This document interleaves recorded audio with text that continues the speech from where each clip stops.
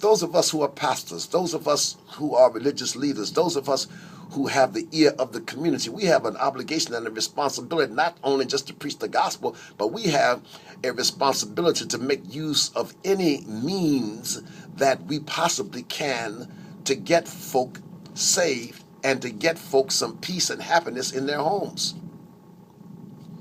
I was a pastor for 23 years in the United Methodist Church. And 11 of those years, I was a practicing addict and a practicing alcoholic. Couldn't talk to other pastors, couldn't talk to church members. And one of the debilitating problems of being an addict or an alcoholic or having any kind of a disease is when shame, good God Almighty, I'm talking to somebody right now, shame, pride enter into our own space.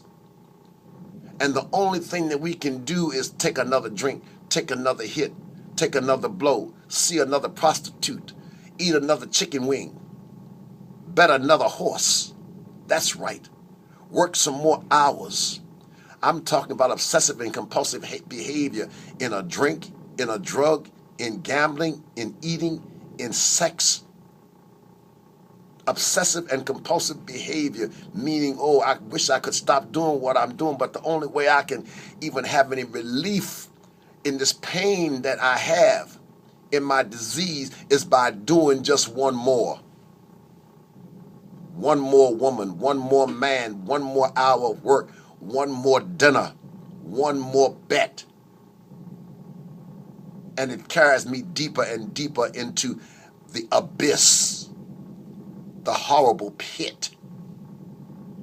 And the only solution is a God of our understanding.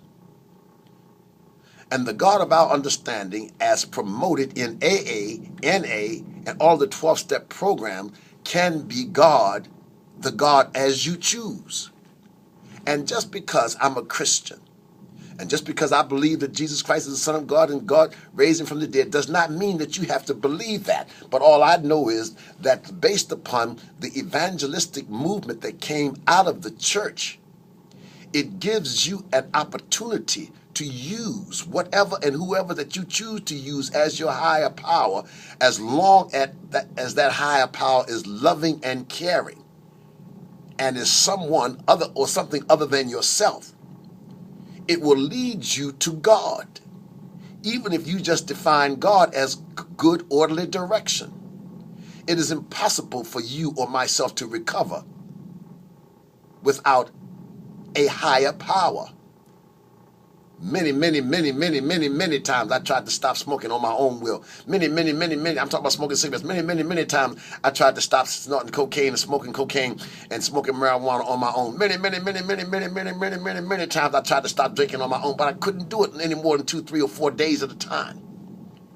Until I came into the rooms of Narcotics Anonymous, until I went into treatment in 1988 and found out that I was not a bad person, and found out that I had a disease known as addiction.